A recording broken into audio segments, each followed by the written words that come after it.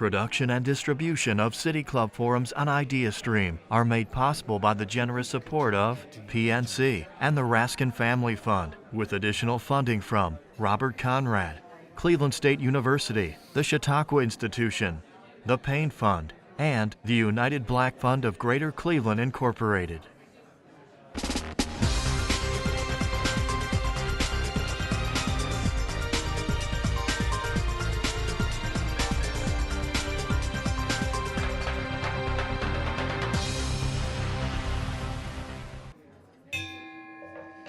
Good afternoon and welcome to the City Club of Cleveland. I'm Dan Moulthrop, Chief Executive here and also a proud member, and I'm pleased to be able to introduce you to our speaker today, the Henry G. Bryant Professor of Sociology and Public Affairs at the Woodrow Wilson School of Public and International Affairs at Princeton University. His name is Dr. Douglas Massey. Throughout American history, the crafting and implementation of immigration policies has reflected the politics and migration patterns of our times. The U.S. began regulating immigration soon after it won independence from Great Britain, with early legislation favoring European immigrants. The Immigration and Naturalization Act of 1965 provided a sweeping change, abolishing the national origins quota system and allowing the U.S. to accept immigrants of all nationalities.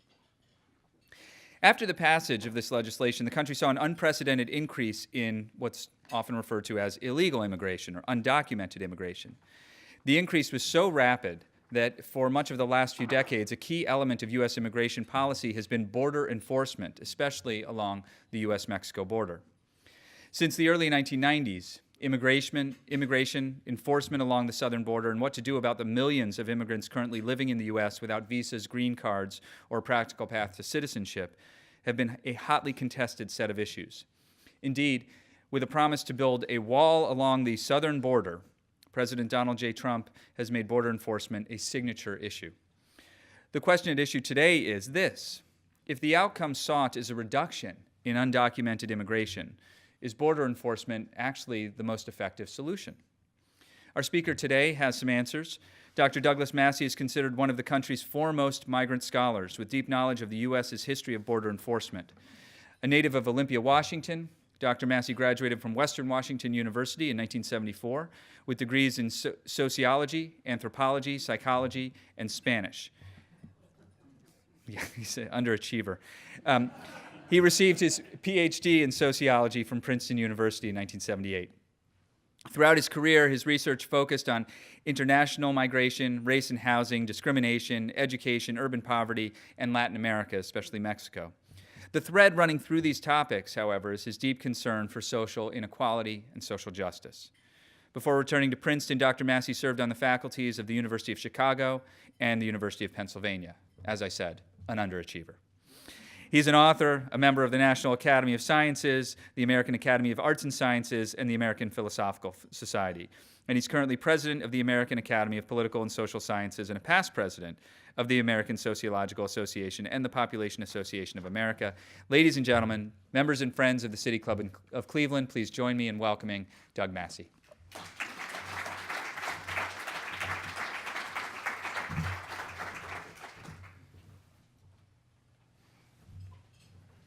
It's a real privilege to be here in the long line of illustrious speakers to talk about a topic of some interest these days, and that is the issue of border enforcement. Between 1986 and around 2010, the number of Border Patrol officers went from about 2,000 to around 20,000. The Border Patrol's budget went from around $200 million to about $3.3 billion. And over the same period of time, the number of undocumented migrants living in the United States went from 2 million to 12 million. So obviously something was wrong. Border Patrol failed to prevent the growth of the undocumented population in the United States, but it's worse than a failure. It actually backfired, and I'm going to try to convince you and show you how this happened using a set of slides that I prepared. I know the radio people can't see these, but I'll try to explain them as best I can. What's up on the screen now is a brief summary of the history of Mexico-U.S. migration from 1965 to 2010. And you see there are three lines. The green line is an indicator of undocumented migration. It's the number of border apprehensions divided by the number of Border Patrol officers. Obviously, if you have more people looking to catch migrants, you'll catch more migrants. So you divide by the number of officers to give you a rough indicator of the inflow, the volume. The red line is shows the arrival, the entry of guest workers, of temporary workers, workers with temporary labor visas. They're legal workers that can come to the United States and work for short periods of time. And the blue line is permanent resident migration, permanent legal immigrants to the United States. And you see that there was a big spike in apprehensions in 1950, right in the early 1950s there. And that was Operation Wetback, the first full-scale militarization of the Mexico-U.S. border. But it was a brief episode, lasted about 2 years. And then you see that the number of apprehensions along the border drops to basically zero in the late 1950s. And if you listen to some more hardcore anti-immigrant people today, they say what we need is another Operation Wetback in America. That solved the problem and got rid of illegal migration in the 1950s. But what really happened, you'll notice that what really stopped the flow of undocumented migration was the massive expansion of temporary worker visas, which go from around 50,000 in 1950 up to 450,000 by the late 1950s. And if you look at the blue line, you'll see that legal immigration in the United States was running at about 50,000 people per year. So in the late 1950s, we had a very stable migration system characterized by the seasonal movement in and out of around 500,000 Mexicans. Most of the Mexicans who had permanent resident visas were actually using them to circulate freely back and forth across the border while they maintained their families at home in their home communities in Mexico. And that was the status quo until 1965. And 1965 changed the course of immigration history for Mexico. In 1965, Congress did two things. One, it unilaterally terminated the guest worker program, the temporary worker visa program, known as the Bracero program, basically going directly to zero in 1965. And at the same time, they amended the Immigration and Nationality Act to get rid of the restrictive national origin quotas that had prevented the entry of Southern and Eastern Europeans, banned the entry of Asians, banned the entry of Africans and Middle Easterners, and created a new system that allocated visas on the basis of family connections to people living in the United States and labor needs within the United States. This both of these measures, the guest worker program and the amended immigration law, were not seen as immigration policy, but as civil rights policy. It was designed to eliminate racism from the U.S. immigration system. In the context of a burgeoning civil rights movement, the national origin quotas had come to be seen as intolerably racially prejudiced. And the guest worker program had come to be seen as an exploitative labor program on a par with Southern sharecropping. And so Congress disbanded both the guest worker program and the national origins. But what a lot of people don't realize is that prior to 1965, there was no numerical limitation on immigration from any hemisphere, any country in the Western Hemisphere. So there was no numerical limit on entries from Mexico. Prior to 1965. The 65 Act imposed a hemispheric quota of about 120,000 visas for the Western Hemisphere, and then that was implemented in 1968, and then by 1976 they'd folded the Western Hemisphere into a single worldwide quota of 290,000 visas, with each country getting only 20,000 visas per year. So from the late 1950s to the late 1970s, went from a system where Mexicans had access to 500,000 legal visas for entry to the United States, 450,000 guest worker visas, 50,000 permanent resident visas, to a new system where there was no guest worker program at all, and the number of visas was capped at 20,000. So what happened to the circular flow of migrants that was going back and forth and had become heavily institutionalized on both sides of the border, with the millions of Mexicans connected through personal connections to employers they had worked for as guest workers? Well, the conditions of supply and demand had not changed, so the flows simply persisted and reestablished themselves under undocumented auspices. And that was the beginning of the current phase, current era of undocumented migration. And if you look at the green line again, you'll see that from 1965 to roughly 1979 or 1980, undocumented migration basically rose back, and it reestablished it roughly at the same level where legal immigration was a decade or two earlier. So nothing had really changed. The same workers were going to the same places and coming from the same communities to the same destinations, working for the same employers. But now one important thing had changed. They were all illegal. These were illegal migrants, and by definition, illegal migrants are lawbreakers and criminals. And it spawned the appearance in the American public debate of a new meme, the Latino threat narrative, in which Latino and Latino immigrants in particular were framed as a grave threat to the nation, either as a flood that was going to drown American society and a tidal wave that was going to overwhelm us, or it was an invasion, an alien invasion that was going to occupy America and destroy our values. So the next slide I show you,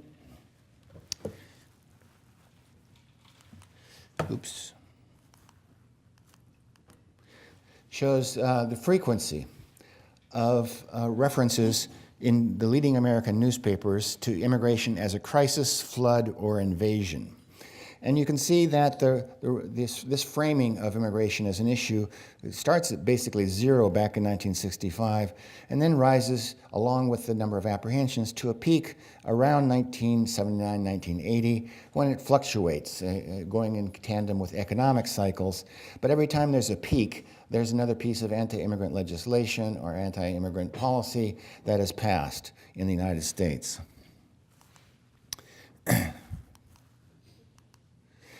And what this did was set in motion a chain reaction that is graphed out and parameterized here on the chart, which people in the radio cannot see. But what happened was there was an exogenous event, as the economists would say. That is that suddenly in 1965, opportunities for legal entry from Mexico were cut off. And so that produced an immediate surge in apprehensions along the border as people continued to migrate to their customary jobs, only without authorization. And so as the number of apprehensions increased, this was seized upon by officials in the Immigration and Naturalization Service, pundits, and politicians as a mobilizing issue, to mobilize more resources for the agency, to mobilize voters, to sell books, and sell airtime. And they pushed the country in an increasingly conservative direction. And as people were more conservative and more anti-immigrant, they passed more restrictive legislation, produced more restrictive border operations, increasing the number of Border Patrol agents and increasing the size of the Border Patrol budget, all of which translated into a rising number of line watch hours, which is the number of hours spent patrolling the Mexico-US border. And if you have more people patrolling the border with more resources at their disposal, they're going to catch more people. And so that became an independent force driving up the number of apprehensions. So you see that there was an exogenous factor that increased apprehensions, and that factor had played out by 1979, 1980, when the flow stopped increasing. But apprehensions continued to increase over time, not because more people were coming, but because more effort was being put into trying to catch people who were coming. And you can see this here. See the lower line on the graph is our indicator of the volume of undocumented migration. And on the top line is the absolute number of apprehensions, which continue to rise at an accelerating rate and peak in 1986 when Congress passed the Immigration Reform and Control Act, which granted a pathway to legal status for 3 million people and criminalized the act of undocumented hiring, so employers were now liable for hiring undocumented migrants, But what was more important, it started what turned into be a 2-decade-long process of border militarization, vastly increasing the size and the enforcement resources of the Border Patrol. This is a graph showing the militarization of the Mexico-U.S. border. It shows the budget of the Border Patrol in constant 2013 dollars. So this is inflation adjusted. And you can see that from 1970 to 1986 or so, the Border Patrol essentially was flat. Adjusting for inflation, the budget didn't really change. Thereafter, it begins to rise slowly at first, then accelerating in the 1990s and accelerating further after 9/11 and the passage of the USA Patriot Act, going up exponentially to reach about $3.6 billion by 2010. Remember, however, that the actual volume of undocumented migration had peaked already back in 1979. And so that exponential increase was all after the flow had actually stabilized and was not in response to any increase in the actual number of migrants trying to come to the United States. This militarization of the border had profound effects, both on border outcomes and on migrant behavior. Along the border itself, I'm going to tell you what it did, and then I'm going to show you the data that proves what I'm saying. First, with respect to border outcomes, it transformed the geography of border crossing, pushing migrants particularly away from California through the Sonoran Desert into Arizona, and on to new destinations throughout the United States. It caused the increase of coyotes as it became more difficult and costly to cross the border. More people turned increasingly to border smugglers to help them get across and increase the odds of getting in. The cost of coyotes or border smugglers rose dramatically, and the risk of death increased dramatically as a result of the border militarization. But ironically, despite all these changes, there was no effect on the probability of apprehension along the Mexico-U.S. border. All that effort did not increase the likelihood that anyone would get caught on a given attempted undocumented entry. So that was the changed situation at the border. How did migrants respond to those changed circumstances? Well, we found that it had no effect on the likelihood of taking a first undocumented trip, but it did decrease the likelihood of returning from that trip. It decreased the likelihood of an additional trip and decreased the likelihood of returning from an additional trip, basically turning Mexican migration into a one-way flow where it had been a circular pattern of migration before. So to show this, I'm going to use data from the Mexican Migration Project, which is a project I've been directing since 1987. We did the pilot surveys for the project in 1982 and 83, and since 1987 we've been collecting data in communities throughout Mexico on an annual basis, building up a large database on patterns and processes of migration between Mexico and the United States. It's the largest source of data on documented and undocumented migration between Mexico and the United States. Every year when we do our interviews, we collect complete histories of migration and border crossing for all household heads in our sample communities. And with that data, we can reconstruct what they were doing and where they were doing it at any point in their lives, and develop histories of migration and border crossing that we can analyze. So what I'm going to do is estimate some complicated statistical models. What we're going to focus on is the U.S. context and the Mexican context, and specifically the effect of the rise in the Border Patrol's budget. What did that do, and what did it cause in its wake? And I say cause because I'm using a statistical technique that allows me to make a causal attribution to the rise in the Border Patrol budget. And I'm going to control for everything on the right-hand side and everything else besides the Border Patrol that you see in that list of variables, extensive controls. And what I'm going to do is show you actual values of different outcomes, and then the value predicted by letting the Border Patrol's budget increase as observed while holding everything else in that model constant. And so what we have here in the first slide is the observed probability of crossing at a traditional location. crossing at a traditional location refers to crossing in El Paso sector or the San Diego sector. And you can see that up through the mid to late 1980s, 70 to 75% of all crossings occurred in those two sectors, with the overwhelming majority occurring in San Diego.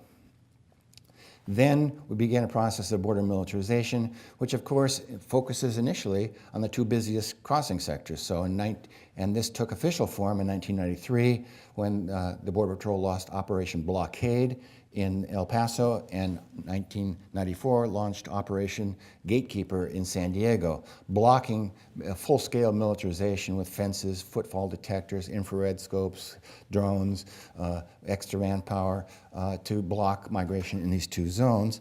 And when this appeared, the migrants ran into it and got caught, but then they decided they would change their strategy. And instead of walking into the a wall of enforcement resources, they simply went around it. And they did this by the flows were diverted away from El Paso, away from San Diego, through the Sonoran Desert into Arizona, which until that point had been a backwater in the migration with respect to border traffic and migration. So you can see that the probability, the observed probability, the dark line goes down, and the causal effect of the border militarization, the dashed line, shows you that that's what's really underlying, the driving force underlying this change.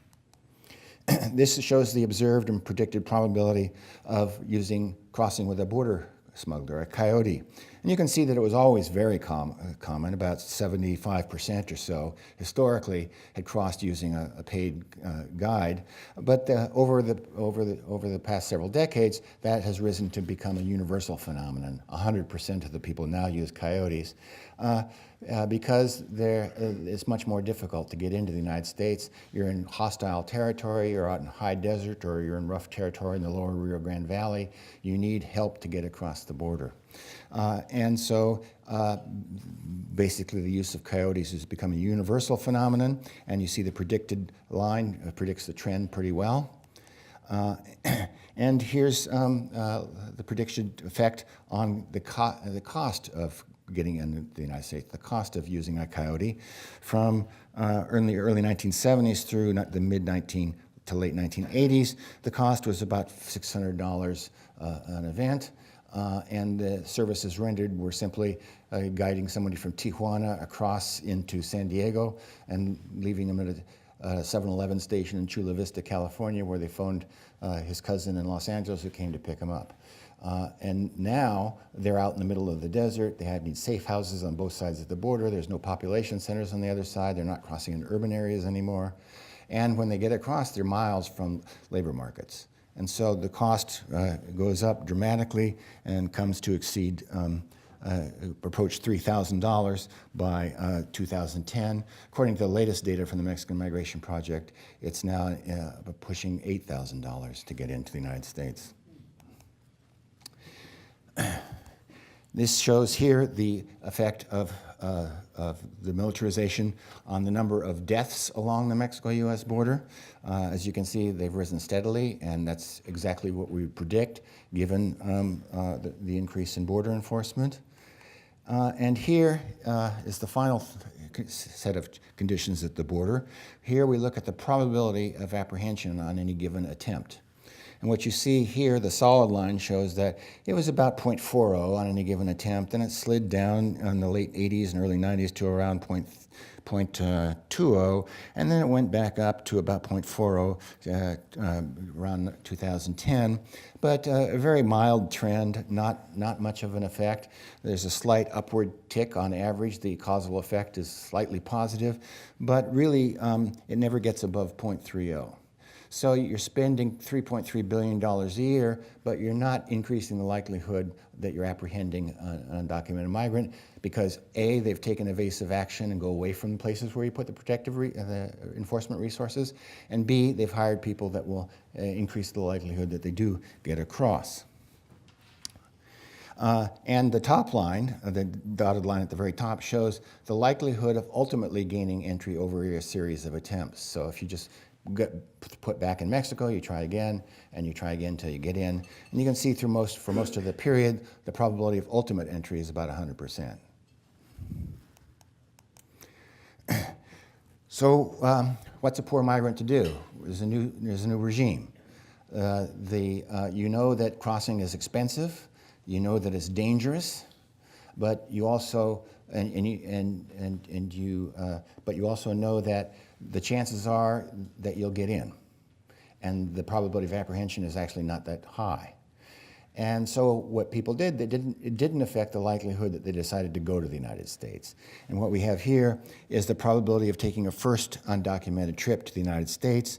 The solid line bounces around a lot, and then after the year 2000 begins to decline quite rapidly, which I'll come back to in a moment.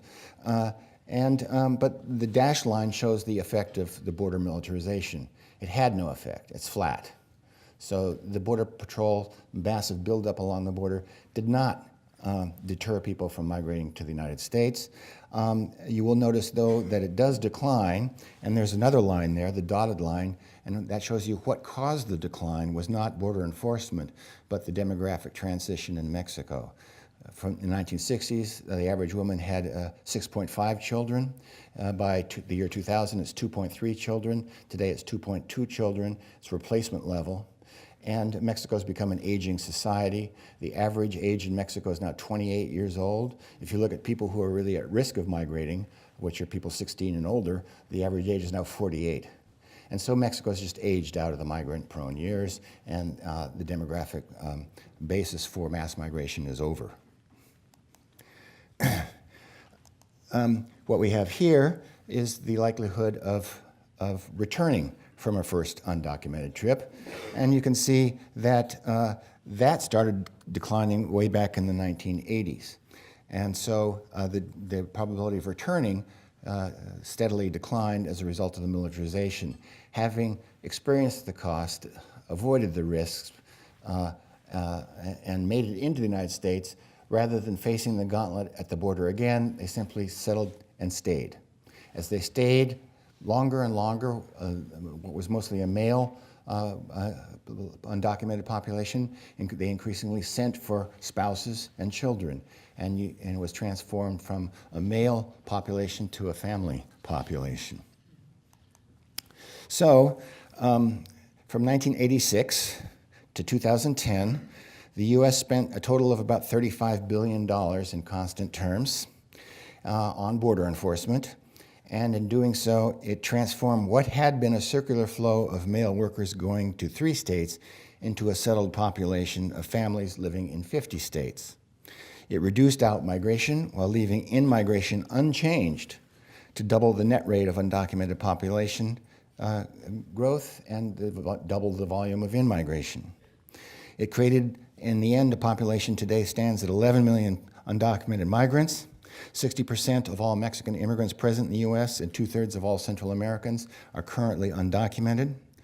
And they spent all this money and achieved these counterproductive ends, all while attempting to end an undocumented flow that would have ended of its own accord after 2000 in any event because of Mexico's demographic transition.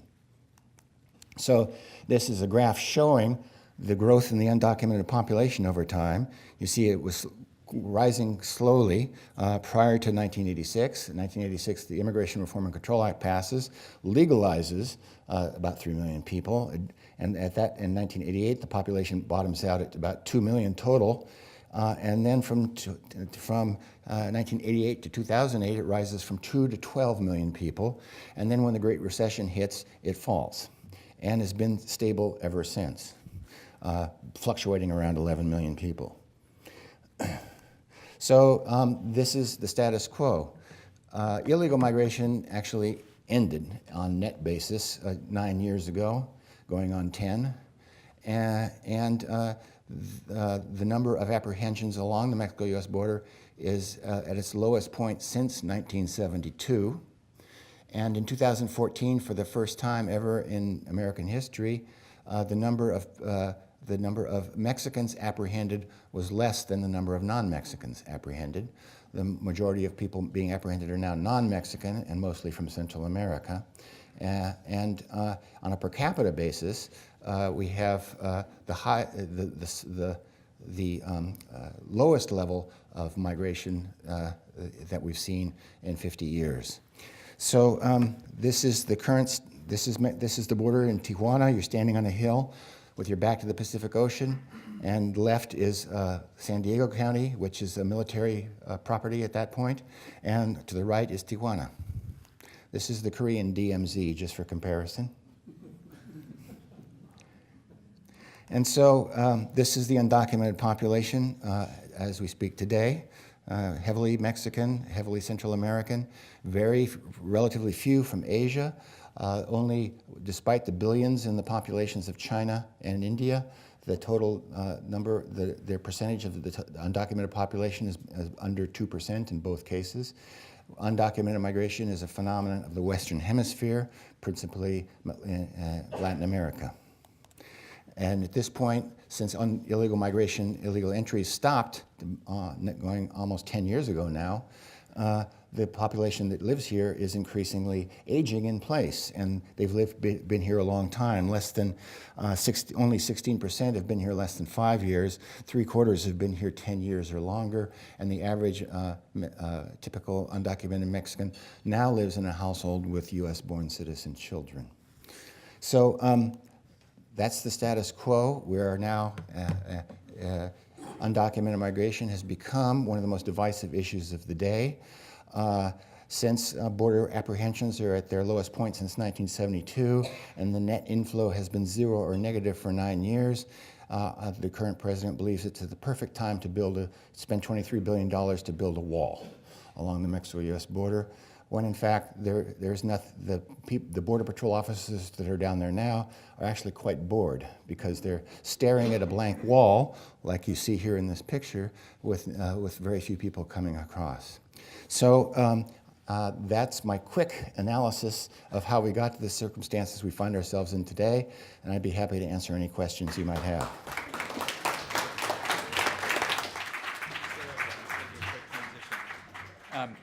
This is one of those moments where I'm so grateful to have this job, and I have so many questions that I won't get to, because it's your time to ask questions. Today we're enjoying a Friday forum with Dr. Douglas Massey, the Henry G. Bryant Professor of Sociology and Public Affairs at Woodrow Wilson School of Public and International Affairs at Princeton University. As I said, we're about to begin the audience Q&A, and we welcome questions from everyone, City Club members, guests, students. Holding our microphone today is the Youth Forum Council Chair, Tiolu Orsanya. Do we have our first question? Thank you for being here. I wanted to ask you, what type of immigration reform would you like to see? People have talked about the pillars of immigration reform. One, getting control of the border is always number one. Well, the border is the most controlled border anywhere in the world, and the net inflow has been 0 for 9 years. So we can declare the border as controlled as it's ever going to be. Two, a guest worker program. Well, quietly, without anyone really noticing, Congress has increased the number of temporary worker visas, and they're currently between 350 and 400,000 temporary worker entries into the United States from Mexico every year, in addition to 150,000 permanent residents entering every year, in excess of the 20,000 quota, and that's because they're all relatives of U.S. citizens, and relatives of U.S. citizens, immediate family, spouses, minor children, and parents are exempt from numerical limitations. So we've actually got a fairly robust legal system of migration now, and most of those legal migrants are actually circulating back and forth, and there's no net increase in the size of the Mexican population. So we got the guest worker program. And what we really need at this point is, the final thing we really need is a pathway to legalization for those already here. As you saw from the data, they've been here for 10 years or longer. Most of them are in mixed families with U.S.-born citizen kids. Deporting the parents imposes huge hardships on the children. There are currently about 400,000 American citizen kids who've been deported back to Mexico with their undocumented parents, who are not fitting into Mexican society. They don't speak Spanish very well. They don't read and write Spanish. They don't know Mexican history and culture. They're bullied in the schools. And they're going to ultimately return to the United States traumatized and damaged by their experience, and they're going to become our problem in the future. So by deporting all these parents, we're really shooting ourselves in the foot because it's harming the interests of many, many children, and the U.S. embassies and consulates are not doing anything to help all these vulnerable U.S. citizens in Mexico. So what I would do is propose a pathway to legal status. For the DACA kids, the so-called dreamers, just give them a green card. They grew up here, they speak English, they're Americans, and for all intents and purposes, it makes, in no moral system do I know of that it's allowed to punish children for decisions taken by their parents. And the only moral and practical thing to do is to give them a green card right away. For others, some kind of pathway to legalization where you earn points for paying your taxes, for staying out of trouble, years spent here, and then at some point you can pay a fine if you feel that they've broken the law and they need to pay their debt to society. You can fine them and then give them permanent resident status as well. The pathway to citizenship is not automatic. It's never automatic. Once you get a green card, it's your choice whether you want to become a citizen or not. So a lot of what we talk about is a pathway to citizenship, but that's not what the law will allow. What we allow is a pathway to permanent legal status. And that's the most crying need right now, given the humanitarian scale of the events going on. I'd like to ask a slightly separate question. Why does nobody ever talk about the 40% of the illegal immigrants that are visa overstays? The building of a wall would have no effect on them unless you get some type of better internal enforcement for visa overstays. Yeah, you need better. We don't even have an exit control system. It's voluntary and it's spotty. So that's absolutely true. And in fact, since illegal migration across the border has basically been zero for 9 years, and the Mexican population has actually fallen, the undocumented population has actually declined in size. That means that the people coming into the population to keep it stable at around 11 million are not coming across the border. They're coming in with visas. That's the sole source of growth of the undocumented population at this point. So that's another reason it makes very little sense to put more money into border enforcement. We're already spending $3.3 billion a year. Building a $23 billion wall will not do anything to deal with the issue of undocumented immigration. If the flow is zero, it can't go any lower. And the problem is now people coming in on visas and overstaying visas. The Wall Street Journal historically has said that what really controls borders is just supply and demand. It's just the economies on each side. I mean, in substance, do you agree with that? The first thing. The second thing is there substance to this argument that amnesty just encourages people to come here? There was, after the 1986 amnesty, which was an amnesty, in addition to being a legalization for farm workers, there was a big amnesty component. Studies showed that there was no subsequent increase. They just returned to the status quo ante. And what brought the increase was of course, the militarization of the border, as I've shown. So the amnesty really is kind of a red herring. And from what we've seen in the past, there was no increase as a result. What was the other part of the question? Is it supply and demand? Well, historically it's been supply and demand, and according to the models that I estimated, if it were simply supply and demand operating today, and not the aging of the Mexican population, we'd still have undocumented migration. But there's just, now the average family has 2 kids, and levels of education have risen quite substantially, and you don't get any returns on education as an undocumented migration, but you do as an internal migrant within Mexico. And so there's much more internal migration in Mexico than illegal migration in the United States. And even total Mexican migration now is hovering around a net of 0. So actually, there are labor shortages in key sectors, and especially in agriculture, and the guest worker programs we have are not quite meeting demand. So my guess is 10 years from now, Americans are going to think, we're going to be telling themselves, gee, I wish some of those Mexicans were back here because they did a lot of the jobs for us. But that source of labor, and really Latin America as a source of labor, it can't be counted on as a big font of workers in the future, because Mexico in particular, and the entire region of Latin America in general, is now at replacement level fertility, and they're all aging societies. And it's not the big labor reserve that it once was. The perception, at least that I have, is that the country has become more anti-immigrant. And I don't know if that is true or not, but assuming that you agree with that, what do you feel is the cause of this anti-immigration?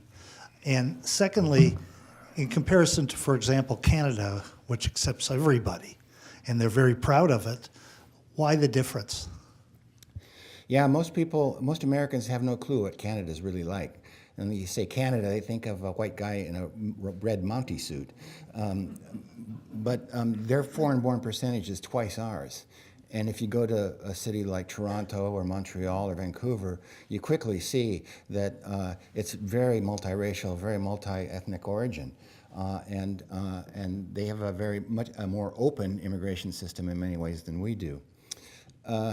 So what was the other part of the question? Are we more anti-immigrant? If so, what do you think of the cause? Yes, we are more anti-immigrant, and kind of a white backlash against demographic change is a big force driving politics today. And it's not the first in American history. And what predicts a backlash are two things that coincide in time. First, rapid demographic change through immigration, and second, economic insecurity or rising inequality. And that we have, the first one was in the 1850s with the Know Nothing movement, and it was then the demons were Catholics, Irish and Germans. And then the second one was in the 1920s, and then it was Southern and Eastern Europeans, again Catholics, and this time Jews as well. And the economic insecurity of the Great Depression. And then finally, the latest one is coming in the middle of our unprecedented shift towards inequality in the United States and the massive demographic change that's occurred because of immigration. When I turned 18 in 1970, for the first time and only time in American history, the foreign-born percentage fell below 5% and reached an all-time low of 4.7%. And the average immigrant in 1970 was somebody's grandparent. And that was my case. And the share of Latinos was only 4.7% as well. Fast forward, now it's about 13% foreign-born, which is typical. That's our more the historical norm. The exceptional period was the 1950s and 1960s, which were the whitest and most native America that ever existed. And now we're back to a much more normal state of diversity through immigration. And the percentage of Latinos is now 18%. Percentage of Asians is now 7%. The percentage of blacks is about 12%. And if you look at births, 25% are Latino, and about 10% are Asian, and about 13% are black. And in 2014, for the first time, less than half of all births were to European origin white mothers. So that's the future demography of the country. And when some changes like that happen, and it coincides with a period of rapid economic inequality and growing economic insecurity on the part of the population, it's very easy for demagogues to come up and say, they're the reason that you're experiencing this trouble, they're taking your jobs, they're using your welfare payments, and so on, and it resonates. It's not true. Most of the job losses are through trade and through technological change, not because of immigrants. Immigrants, the National Academy of Sciences review of the evidence showed that immigrants are a big net benefit to the country. And very few people are harmed and compete directly with immigrants. The people who compete directly with immigrants are other immigrants. And even there, the wage effect is on the order of about 2%. So but it's easy to get people steamed up about imaginary threats from nefarious foreigners who have bad designs on us. As Mr. Trump said in his declaration of candidacy for office, the Mexicans are rapists, and they're coming here to violate us. Professor Massey, you have used two phrases that I will put at polls. One is red herring, and the other is evidence. And our politics increasingly seems to have red herrings who are endowed with almost piranha-like powers to gobble up everything in their path, because the red herring is the fanciful, undocumented, to use a widely occurring term here, undocumented notion. And evidence is how we try to construct an understanding of the way the world really is.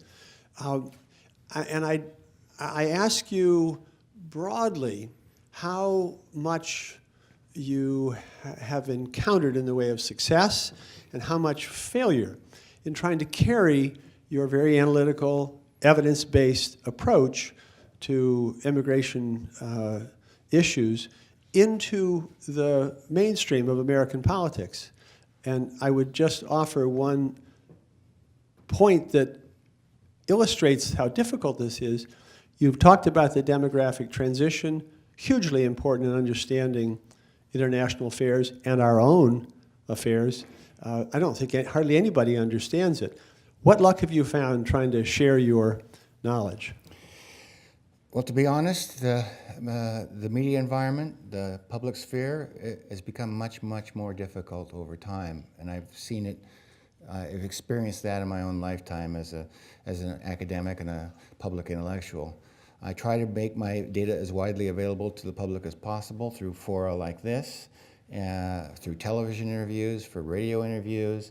If you want to see my most successful venture, there's a TV program called Adam Ruins Everything, where he did a segment on the building of a border wall, and I have a cameo appearance. It's my acting debut on the small screen.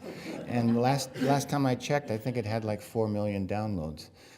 So it's getting out, but the problem is that that's big on YouTube, you can see it, but the media are very segmented. And so the people that want to believe that we're still being overrun by millions of migrants go to other sources, and their misinformation is reinforced.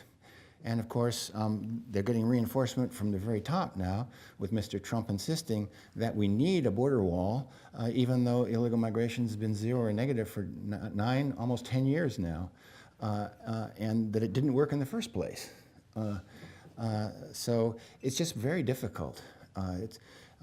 There used to be something called the Fairness Doctrine, and TV channels got access to the airwaves in return for a public service which was providing accurate news and information to the public.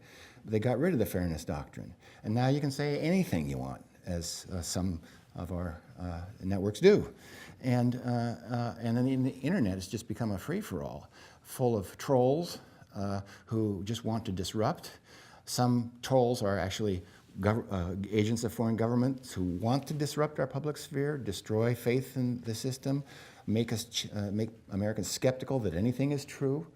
And then there are very wealthy moneyed interests that want to have average American mad at people from south of the border rather than white guys in suits in New York City. And they're pumping a lot of money into deliberate disinformation and misinformation on issues like immigration. And it's I'm a privileged person. I'm a professor at Princeton, and I have a privileged podium, but it's very difficult for me to break through the fog of misinformation that is deliberately being put out in the public sphere. And it's I think it's one of the most challenging and serious issues of our time.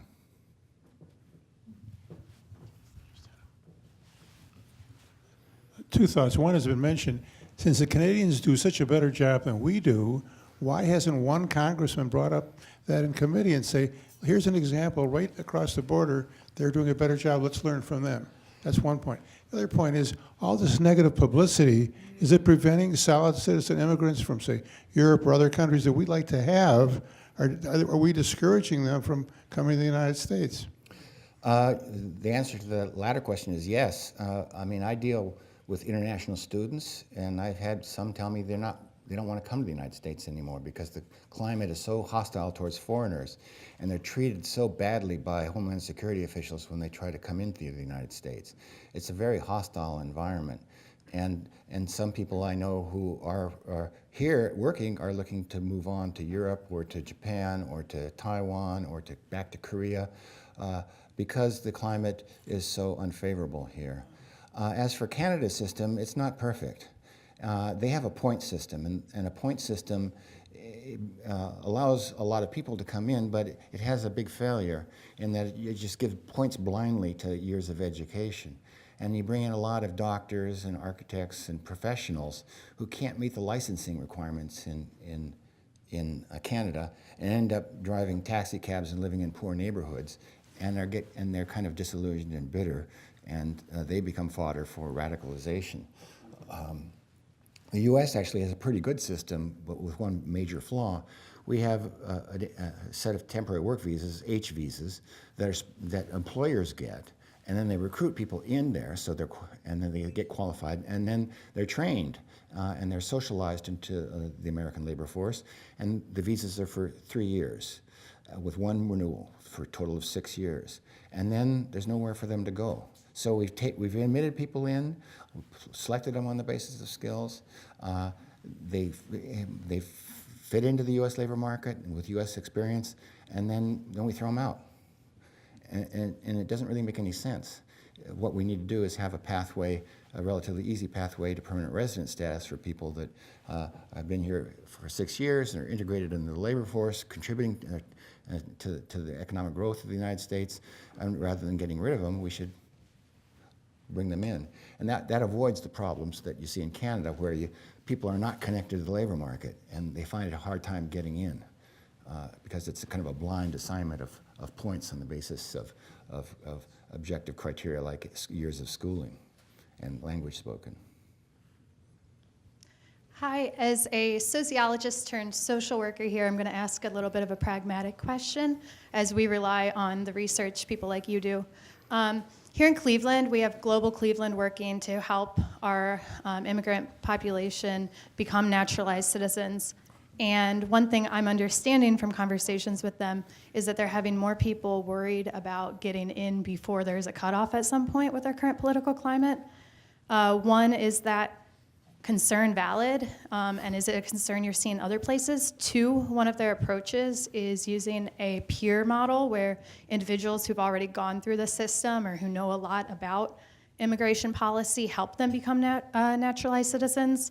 Have you seen those models work, or do you have other examples of best practices along these efforts?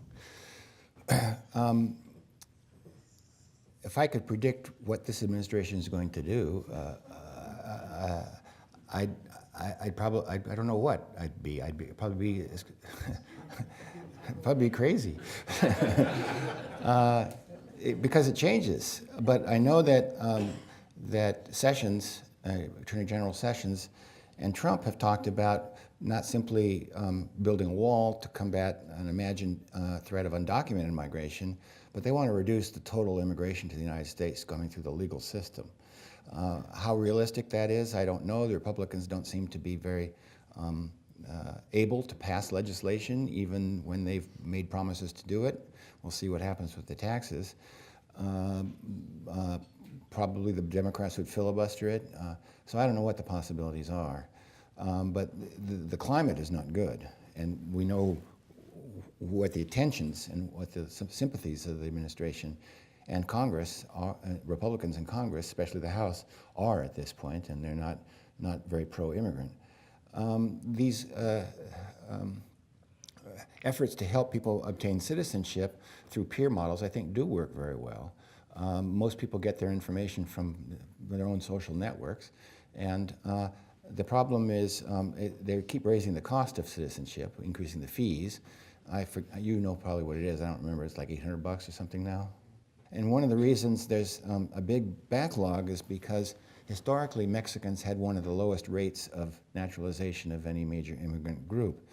And then in 1996, Congress started stripping rights away, not simply of undocumented migrants, but of legal immigrants to the United States, rights to entitlements, to certain entitlements.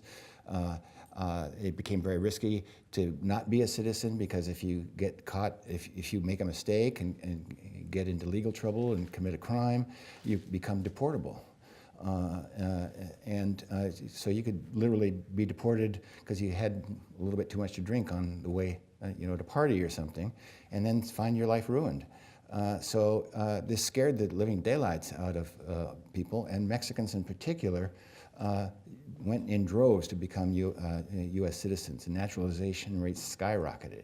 And Congress was trying to beat on immigrants to discourage immigrants from coming here by taking away rights from them, but what they did was succeed in creating even more immigrants, because when somebody switches from being a green card holder to a U.S. citizen, as a green card holder, they have the right to sponsor the entry of spouses and minor children subject to numerical limitations, so they stand in line. If that same person naturalizes and become a U.S. citizen, spouses and minor children come in instantly, and parents come in instantly, not subject to numerical limitation. And so Congress simply increased the number of people coming in as relatives of citizens. Among Mexicans, it's now 3/4 of all Mexican immigrants are coming in as citizen relatives.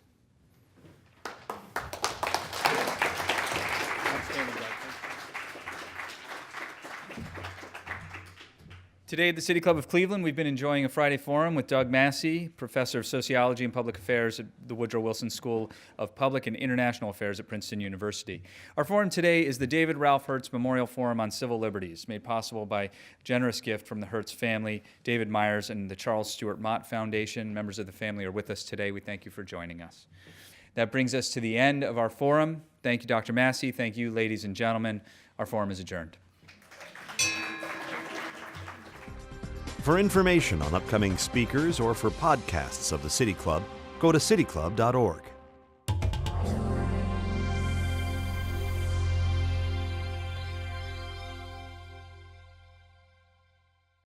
Production and distribution of City Club forums on IdeaStream are made possible by the generous support of PNC and the Raskin Family Fund, with additional funding from Robert Conrad, Cleveland State University, the Chautauqua Institution, the Payne Fund, and the United Black Fund of Greater Cleveland, Incorporated.